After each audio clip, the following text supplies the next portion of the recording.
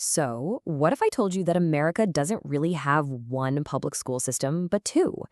It's a provocative idea, right? The source material we're digging into today makes a really compelling case that we are living in a new era of a dual school system, one that is separate and, frankly, profoundly unequal. And here's how it breaks down. On one side, you've got schools for what economists call the FTE sector. Think finance, tech, and electronics. These are your well-funded suburban schools, the ones laser-focused on college prep. But then, on the other side, you have schools for the low-wage sector. And these are often under-resourced, they're in urban areas, and they're focused a lot more on just survival than on academic excellence. We're talking about two completely different worlds here. And this is exactly what's being called the new dual system. Before Brown v. Board of Education, the dividing line was explicitly race. Well, the argument now is that the line has shifted. Today, it's class. But the result? It's chillingly similar, deeply segregated and unequal paths for our kids. So the huge question is, how on earth did we get here? I mean, a divide this steep doesn't just happen by accident. It was built, piece by piece, over the last 50 years by a really powerful combination of social shifts and some pretty critical policy decisions. What's pretty wild is how two totally different forces collided to create this perfect storm. First, back in the 70s, as women finally gained more career options outside of just a few fields, the teaching profession started to become devalued, and you can see the wages just plummeted. Then, right as that was happening, a pivotal Supreme Court decision came down that would change, well, everything for urban schools. Yeah, that 1974 decision, Milliken v. Bradley, it was a big one. It effectively slammed the door shut on school desegregation efforts that crossed city and suburban lines. This basically gave a green light to white flight. Wealthier families moved out to the suburbs, and they took their tax dollars with them. This just starved urban school districts for resources. And the results? The very thing desegregation was meant to fix: separate and unequal schools. So, for decades now, we've seen countless reforms try to fix these struggling schools. But what if these well-intentioned efforts were just missing the point entirely? What if they were trying to find a silver bullet for a problem they never really understood in the first place? Oh, you'll definitely recognize these so-called fixes. Endless high-stakes testing, the big push for charter schools, and of course, massive donations from billionaire philanthropists. They all share this one common thread, this idea of treating schools like they're just businesses that need to be optimized. To really see how that plays out, we've got to look at a major case study. And there is no better example of this than what happened in Newark, New Jersey. For a while there, it became ground zero for this radical top-down experiment, and it was backed by some of the biggest names in tech and politics. The whole thing kicked off with a jaw-dropping $100 million donation from Mark Zuckerberg. I mean, with that kind of money and all that political backing, the expectation was nothing short of a total transformation.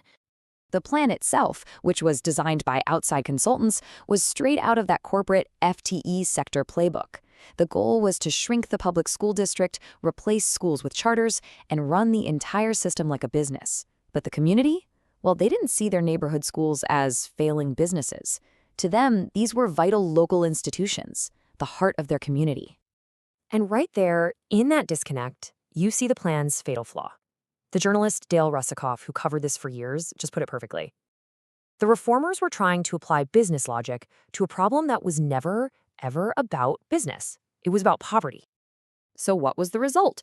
Well, the plan pretty much collapsed. The consultants moved on, the money was spent, with very mixed results, and the community was left feeling used and completely abandoned, with all the fundamental challenges of poverty still there. But what if there's a different way? I mean, not too far from Newark, another city facing really similar challenges took a completely opposite approach, and, believe it or not, found remarkable success. Let's take a look at Union City. The contrast here is just amazing. It's like night and day. While Newark brought in these outside consultants with a top-down, business-minded plan that demanded speed, Union City did the exact opposite. They relied on their own community educators. Theirs was a slow, steady, community-focused plan that didn't start with spreadsheets. It started with preschoolers. And it turns out Union City's secret weapon was focusing on what economists call social capital. Now, this isn't just about test scores or what we think of as human capital. Now, this is about the foundational, non-cognitive skills we all need to succeed. Things like perseverance, motivation, and trust. And these are skills that are best built in a child's earliest years. Their whole model was built on that foundation. They established universal preschool, they fought in court for the funding they deserved, and they empowered local educators to lead this decades-long effort. And maybe most importantly, they focused on building trust between families and their schools. That's the very definition of social capital. So, why does this tale of two systems and these two very different approaches to reform, why does this matter to all of us? Well, because the true cost of this educational divide goes way, way beyond the classroom walls. I mean, this chart really says it all. The gap in reading and math skills between the richest and the poorest 10% of students has just exploded in recent decades. We're talking about a gap that's now equivalent to several years of schooling. We are literally creating two entirely different educational realities in one country. The Nobel Prize-winning economist James Heckman has a really blunt way of putting it. He says, "The accident of birth is a principal source of inequality. Birth is becoming fate." Just let that sink in for a second. When where you're born determines your entire educational path, the whole idea of social mobility starts to feel like an illusion. And this leads to a absolutely devastating cycle. Underfunded schools in these communities can become pipelines to prison.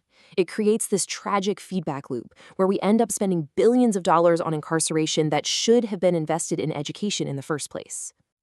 Which really leaves us with a fundamental and pretty stark question. As a society, what are we actually choosing to build? What are we choosing to invest in? The answer to that question is going to define the future, not just for one school system, but for the entire country.